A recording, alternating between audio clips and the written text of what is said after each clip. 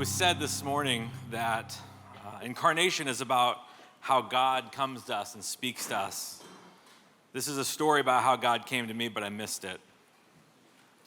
This day happened 20.5 years ago in the spring and summer of 1999. I was an undergraduate student here at Biola University, and I had no idea what I wanted to do with my life.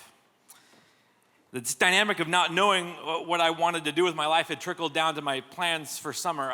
It was late April, and I had no idea what to do with my summer months.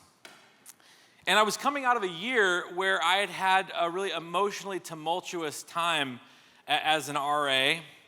And I had been in this confusing on-again, off-again relationship with, let's just call her Girl A.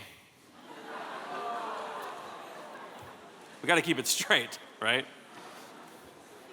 And I've isolated this one particular moment, this one particular day to highlight in my story because it was one of the most influential, meaningful, teeter-totter days of my life, meaning that there was my life before this brief moment and then there was my life after. And the whole trajectory changed in just a moment.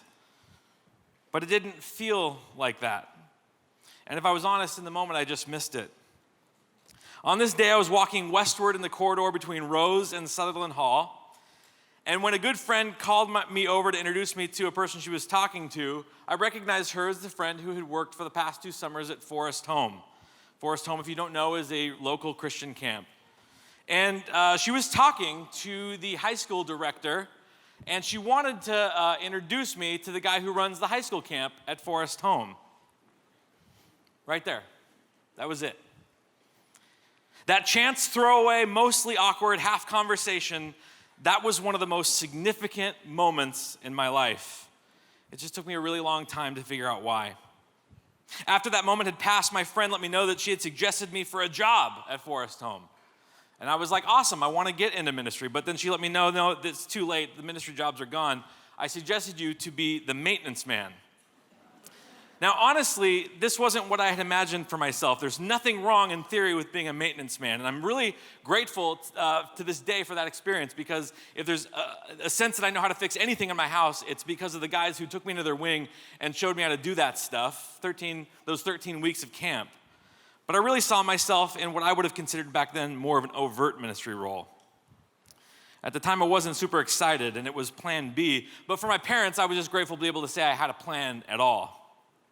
So after a quick interview, I started my summer job, spending most of my days alone, working quietly on maintenance projects that would bubble up from the chaotic wear and tear of a high school camp happening at that campus. Ministry was loudly happening all around me, but I would work quietly on my ministry, plunging toilets and pulling rodent-sized hair clogs out of the shower drains in the girls' showers.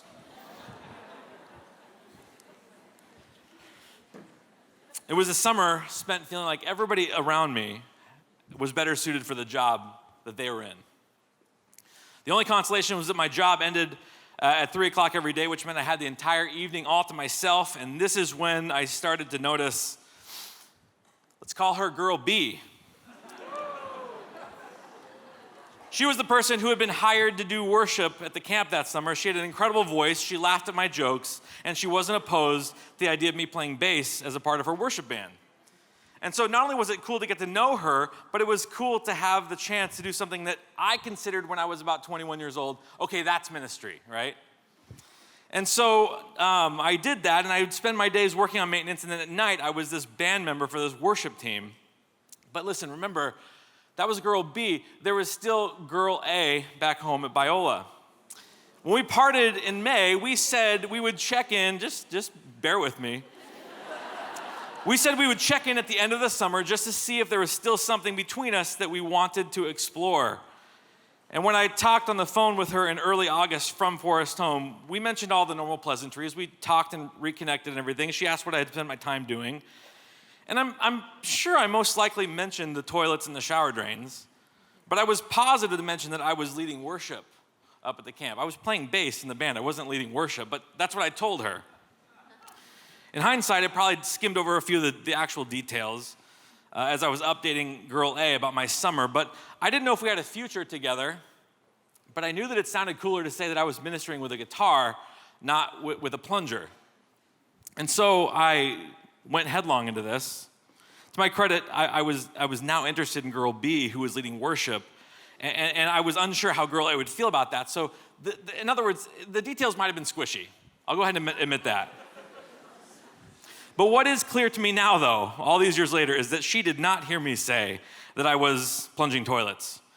But she did hear me say that I was the primary worship leader at the high school camp at Forest Home. And yes, this was an awkward moment because that wasn't true. But in recent years, I've started referring to these events and everything that surrounded it as the most beautiful miscommunication of my life. Here's why.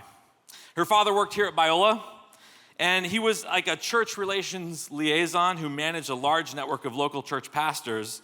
And so what I didn't know is that when she told her dad that I was the main worship leader at Forest Home High School Camp, he, sight unseen, started recommending me for every worship opening in Southern California. I found out later that the sales pitch went something like, "You should check Chad out. Really, I think he could be the next David Crowder." And it's not, you don't know if that's not true. With that kind of recommendation, it was way easier for me to get a job than it should have been. A miscommunication about my job at Forest Home became a miscommunication about my skills as a worship leader. Yes, I'm using miscommunication liberally here. But enough about that. As a result of that miscommunication, I started working at Whittier Area Community Church on January 1st of the year 2000. That's Y2K. I started at the entry level, and then I enrolled in Talbot, and I was able to take on more and more responsibility.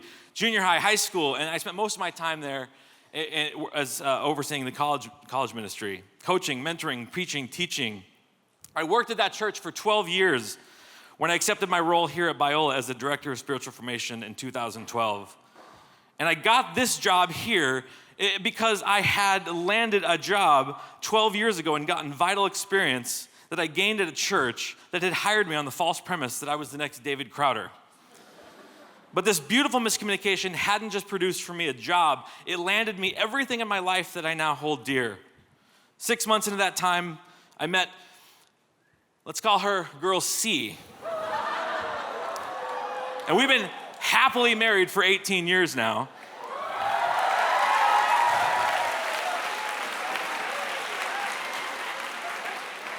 And I would just say this, in my job here, many people come and ask me how they can hear and understand God's voice, how God can become incarnate to them.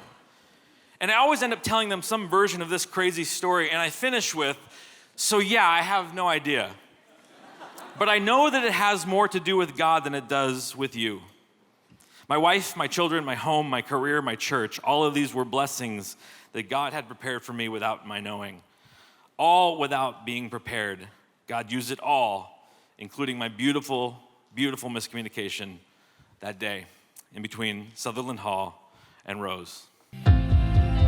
Discover who you're called to be at Biola University, a leading Christ-centered university in Los Angeles, with programs on campus and online. Subscribe for more of our videos and learn more at biola.edu.